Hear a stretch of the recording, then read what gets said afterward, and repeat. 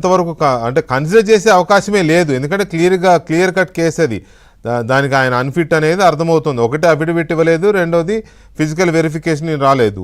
సరే కోర్టుకి వెళ్ళారు అని అంటే మరి కోర్టులో ఆయన ఏ ఉద్దేశంతో కోర్టుకి వెళ్ళారో ఉమేష్ చెప్పినట్టుగా కోర్టు దాన్ని కన్సిడర్ చేయాలి, పిటిషన్ తీసుకుని రిలీఫ్ ఇస్తే అది వేరే విషయం.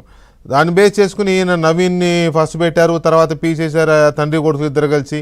ఇప్పుడు ఇంకోటి ఆయన అనేది ఏంటంటే ఇద్దరుగా ఒప్పుకున్నారు, మేమేమైతే అలిగేషన్ చేశామో దాన్ని సీఎం ఎడ్యుకేషన్ మినిస్టర్ ఇద్దరు ఒప్పుకున్నారు కాబట్టి పరోక్షంగా ఒప్పుకున్నారు, తప్పు జరిగింది, లోపాలు ఉన్నాయని పరోక్షంగా ఒప్పుకున్నారు అనేది జగన్ లేవనెత్తుతున్న ఆర్గ్యుమెంటు. ఒకటేమో నవీన్ విషయం, రెండోదేమో ఒకే వ్యక్తి ఎగ్జామ్ను కండక్ట్ చేసి లీడ్ చేశారు అనేది ఇంకొకటి చెప్తూ నేను ఆరోపిస్తున్నదానే వాళ్ళిద్దరు ఒప్పుకున్నారు కాబట్టి ఇందులో ఒకరు జరిగాయి కాబట్టి సిబిఐకి ఇవ్వండి. ఇది ఆయన ఆర్గ్యుమెంట్.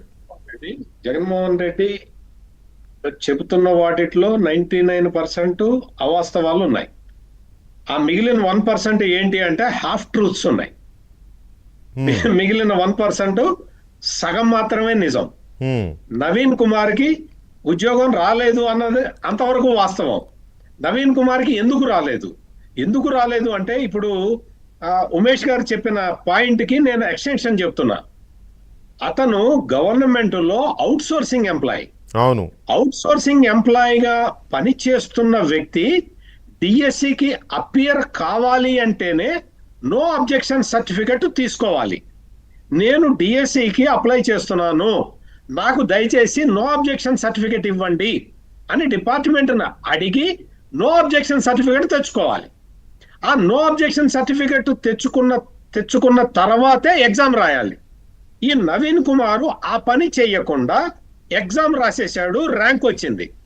ర్యాంకు వచ్చిన తర్వాత మెరిట్ లిస్టులో అతని పేరు ఉన్నది, ఎందుకంటే ఫస్ట్ ర్యాంక్ వచ్చింది కాబట్టి. వచ్చిన తర్వాత వీళ్ళు ఫస్ట్ ర్యాంక్ వచ్చింది ఎవరికి అని చూస్తే ఈ నవీన్ కుమార్ ఎవరు అని చూస్తే గవర్నమెంట్ లో పార్ట్ టైం ఎంప్లాయీగా అవుట్ సోర్సింగ్ ఎంప్లాయీగా పనిచేస్తూ ఉన్నాడు. ఇతను నో అబ్జెక్షన్ తీసుకున్నాడా అని వాళ్ళు డిపార్ట్మెంట్ స్థాయిలో వాళ్ళు ఎంక్వైరీ చేసుకున్నారు. చేస్తే ఎక్కడా కూడా ఎవరు కూడా ఏ హెచ్ఓడి కూడా మేము నో అబ్జెక్షన్ సర్టిఫికేట్ ఇచ్చాము అని చెప్పలేదు. దాంతో ఏం చేశారు, అయినా సరే ఎవరన్నా ఎక్కడన్నా తీసుకున్నాడేమో అన్న అనుమానంతో అతన్ని మీరు సర్టిఫికేట్ వెరిఫికేషన్కి రండి అని పిలిచారు. ఒక్కసారి కాదు 36 సార్లు ఫోన్ చేశారు. అతను సర్టిఫికేట్ వెరిఫికేషన్కి రాలేదు. ఎందుకు రాలేదు అంటే అతను నో అబ్జెక్షన్ సర్టిఫికేట్ తీసుకోలేదు. ఈ నో అబ్జెక్షన్ సర్టిఫికేట్ తీసుకోలేదు కాబట్టి అతను సర్టిఫికేట్ వెరిఫికేషన్కి రాలేదు. వెరిఫికేషన్కి రాలేదు కాబట్టి అతను ఉద్యోగానికి ఇనెలిజిబుల్.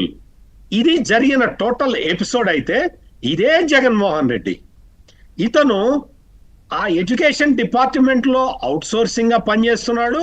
ఇతనికి ఫస్ట్ ర్యాంక్ వచ్చింది, ఇతని ద్వారానే పేపర్ లీక్ అయింది అని చెప్పాడు వెంకటకృష్ణ గారు. అవును, జగన్మోహన్ రెడ్డి కరెక్ట్ మంచి పాయింట్ చెప్పారు. నవీన్ కుమార్ అవుట్ సోర్సింగ్ ఎంప్లాయీతో పేపర్లు ఇచ్చేశారు, ఇతని ద్వారానే పేపర్ లీక్ అయిందని జగన్మోహన్ రెడ్డి అలిగేషన్ చేశాడు. ఇప్పుడు అదే జగన్మోహన్ రెడ్డి అదే వ్యక్తిని భుజాన్ని వేసుకుని డిఎస్సీలో అక్రమాలు జరిగాయి అంటున్నాడు. ఇదే నవీన్ కుమార్ కోర్టుకు వెళ్ళాడు వెంకటకృష్ణ గారు. అసలు ఇక్కడ డౌట్ వస్తుంది, ఈ క్యాండిడేట్ ని ప్లాంట్ ఎవరైనా చేశారేమో డౌట్ కూడా వస్తుంది ఇప్పుడు.